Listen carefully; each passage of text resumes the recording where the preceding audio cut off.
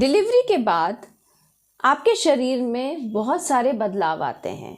जो प्रेगनेंसी में चेंजेस हुए थे, अब वहाँ से हटकर आपकी बॉडी नॉर्मलसी की तरफ प्रोग्रेस करती है। इस टाइम बहुत ज़रूरी है कि एक माँ अपना बहुत ध्यान रखे। वो इसलिए क्योंकि अगर माँ सेहतमंद और खुश रहेगी तभी वे अपने बच्चे की सेहत का ध्यान रख पाएगी। तो हेलो फ्रेंड्स, आज हम लोग बात करेंगे पोस्ट डिलीवरी केयर या पोस्ट सिजेरियन केयर के बारे में।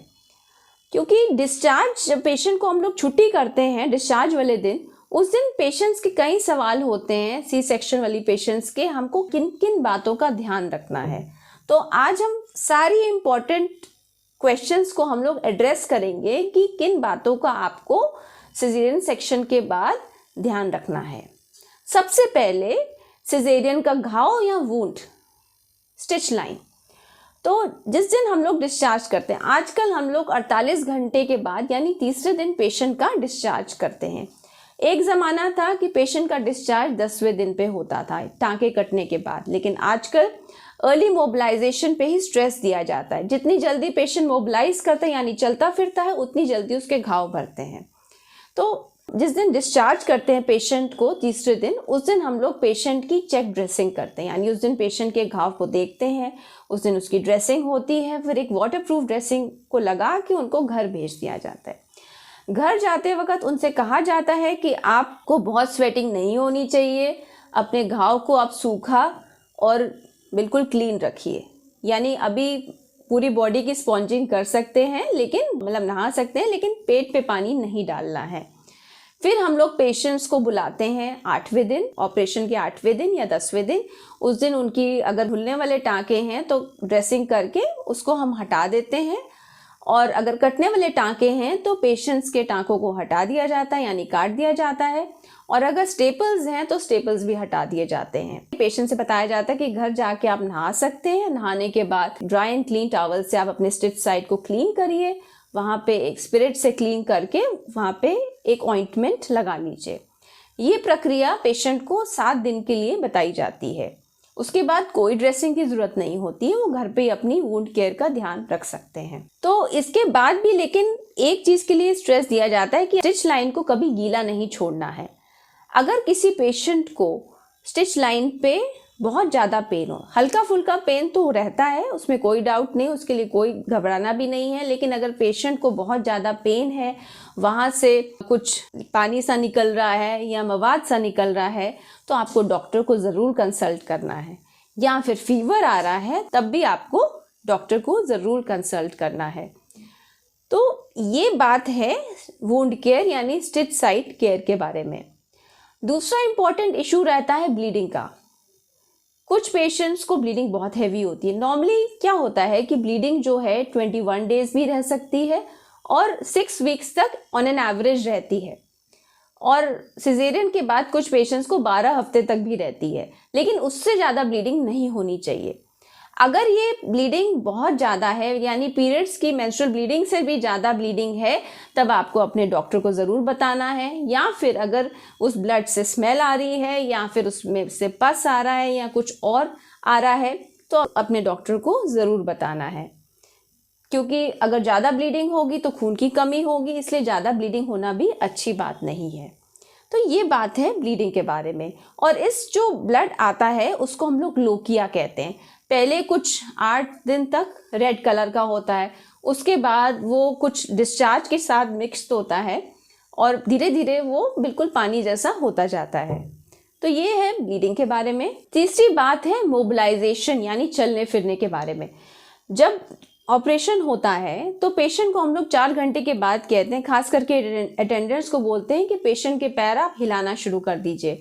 क्योंकि मैंने लास्ट वीडियो में भी डिस्कस किया था कि प्रेगनेंसी के टाइम पे खून गाढ़ा हो जाता है, कहीं खून का थक्का पैरों में ना जम जाए, इसलिए 4 घंटे के बाद पैर हिलाने की सलाह दी जाती है। और दूसरे दिन से हम लोग पेशेंट को चलने फिरने की सलाह देते हैं हॉस्पिटल में। और तीसरे दिन जब डिस्चार्ज करते हैं तो घर जाके बताते हैं कि आप नॉर्मल मॉडरेशन में आप चल फिर सकते हैं। इतना चलिए जितना आप कंफर्ट लेवल से चल सकते हैं। सीढ़ियाँ भी चढ़ सकते हैं, लेकिन ये इसका मतलब ये नहीं है कि आप 5-6 बारी सीढ़ियाँ चढ़ रहे हैं। उतना ही करिए जितना आपकी बॉडी अलाउ करती है। बिल्कुल कंप्लीट रेस्ट भी नहीं करना है, क्योंकि कंप्लीट रेस्ट करने से नुकसान ज़्यादा होते हैं, वेट गेन हो सकता है और दूसरी दिक्कतें भी आ सकती हैं। चौथी इंपॉर्टेंट बात है न्यूट्रिशन के बारे में। न्यूट्रिशन यानी क्या खाना पीना है। खाने पीने के लिए एक नॉर्मल डाइट, लेकिन उस डाइट में iron, calcium, protein, vitamin D, जो रिच चीज़ें हैं वो ज़्यादा खानी, जैसे हरी साग सब्जी, दूध से बनी चीज़ें, ये सब खाना है। प्रोटीन मतलब एग्स, मिल्क, पनीर। अगर कोई पेशेंट नॉन वेजिटेरियन है तो आप फिश, चिकन सब खा सकते हैं। ड्राई फ्रूट्स भी खा सकते हैं, क्योंकि कई पेशेंट का सवाल सीधा यही होता है कि हम ड्राई फ्रूट्स खा सकते हैं कि नहीं। ड्राई फ्रूट्स भी खा सकते हैं। और अच्छा खाना इसलिए ज़रूरी होता है क्योंकि उस टाइम आपको ब्रेस्ट फीड भी कराना है अपने बच्चे को। प्रेगनेंसी में तो लोग बहुत ध्यान रखते हैं खाने पीने का, लेकिन डिलीवरी के बाद ये ध्यान सारा बच्चे पे चला जाता है। लेकिन अगर आप खुद नहीं खाना ठीक से खाएंगे तो बच्चे का ध्यान कैसे रखेंगे, आपको खून की कमी भी हो सकती है।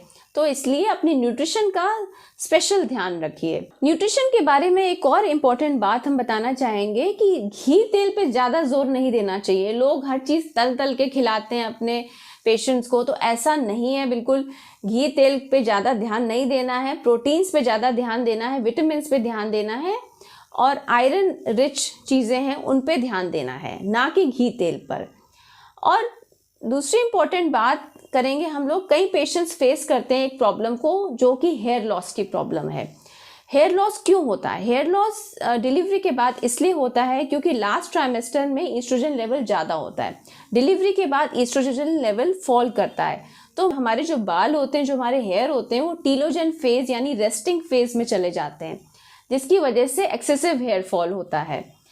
तो घबराइए नहीं, ये कंडीशन आपकी 3 से 4 महीने में बिल्कुल इम्प्रूव कर जाएगी और बाल आपके वापस वैसे ही हो जाएंगे। लेकिन कुछ बातों का ध्यान ज़रूर रखना है कि आपके अंदर आयरन की कमी नहीं होनी चाहिए। अगर किसी पेशेंट को थायराइड है तो थायराइड की दवा अच्छे से लेनी चाहिए और कोई ऐसे केमिकल ट्रीटमेंट्स या हीट ट्रीटमेंट्स बिल्कुल बालों पर उस टाइम ना करें। कई पेशेंट्स का कंसर्न होता है पिगमेंटेशन को लेकर और स्ट्रेच मार्क्स को लेकर। स्ट्रेच मार्क्स के लिए बहुत परेशान रहती हैं हमारी पेशेंट्स, कहती हैं कि मेरे स्ट्रेच मार्क्स कैसे जाएंगे। स्ट्रेच मार्क्स होते क्यों, पहले ये जानिए। क्योंकि जब आपका बॉडी का जो साइज़ है वो चेंज होता है तो कोलेजन जो है वो स्ट्रेच होता है, जो फाइबर्स हैं स्किन के वो स्ट्रेच होते हैं। जब वो स्ट्रेच होते हैं तो स्ट्रेच मार्क्स पड़ते हैं। जैसे जैसे आपका डिलीवरी के बाद टाइम निकलता जाता है तो वो स्ट्रेच मार्क्स धीरे धीरे हल्के हो जाते हैं। कुछ समय लगता है, कहीं 1 साल तक का समय लगे वो स्ट्रेच मार्क्स को जाने में। तो इसके लिए कुछ स्पेशल नहीं करना, लेकिन हाँ एलोवेरा जेल जो होती है, अगर प्योर एलोवेरा आप लगा सकें तो उसको ज़रूर लगाइए, क्योंकि वो स्किन की हीलिंग में मदद करता है।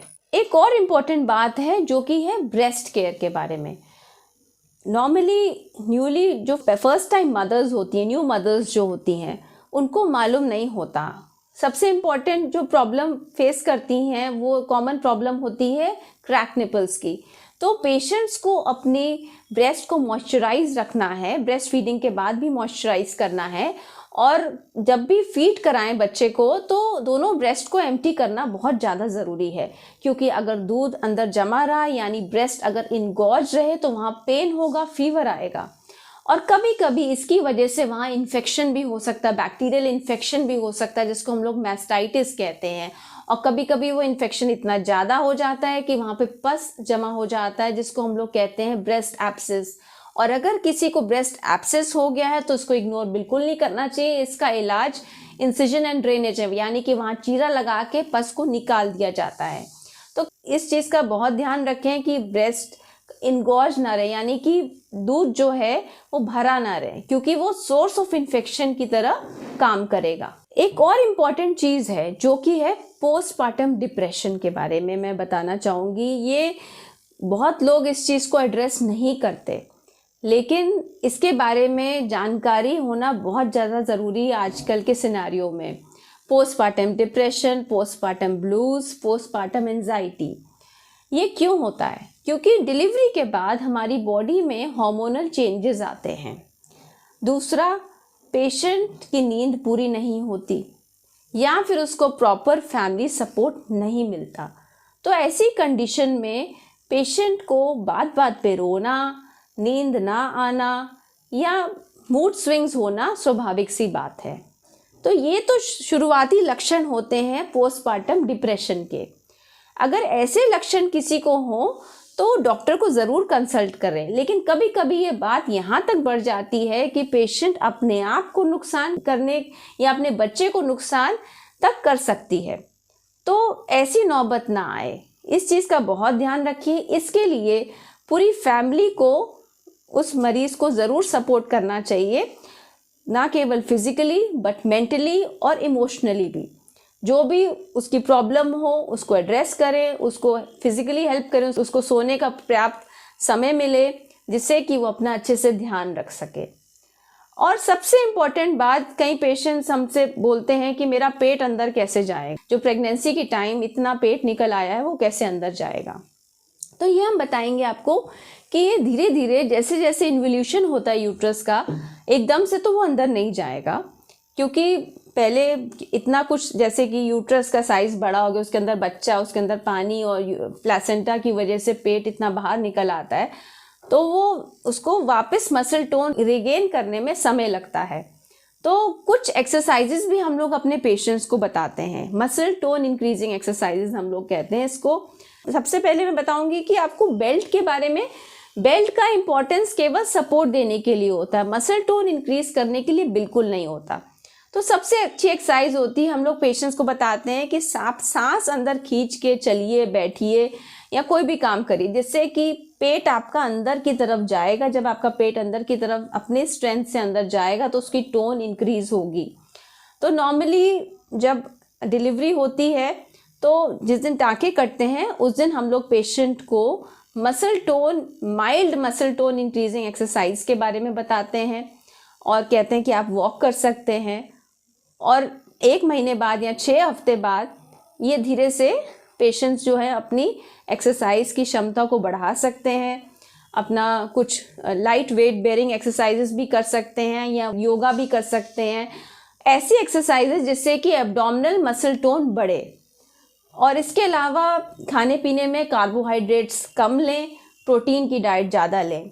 और उसके बाद 12 हफ्ते के बाद कोई भी वेट बेयरिंग एक्सरसाइज, किसी प्रकार की भी एक्सरसाइजेज जिम में जो होती है वो आप कर सकते हैं, जिससे आपका पेट नॉर्मल हो जाएगा। ऐसा बिल्कुल नहीं है कि एक बार ही सिजेरियन हो गया तो हमेशा के लिए पेट बाहर निकल आएगा। तो इस बात को से बिल्कुल भी आप टेंशन ना लें कि आपका पेट अंदर नहीं जाएगा। धीरे धीरे आप एक्सरसाइज करिए और डाइट का ध्यान रखिए तो आपका पेट अंदर ज़रूर जाएगा। इसके अलावा भी अगर आपके कोई क्वेरी है पोस्टपार्टम केयर या पोस्ट सिजेरियन केयर के बारे में तो आप कमेंट बॉक्स पे ज़रूर डालिए। अगर आपको मेरा वीडियो पसंद आया तो इसको लाइक, शेयर एंड सब्सक्राइब ज़रूर करिए। Thank you so much.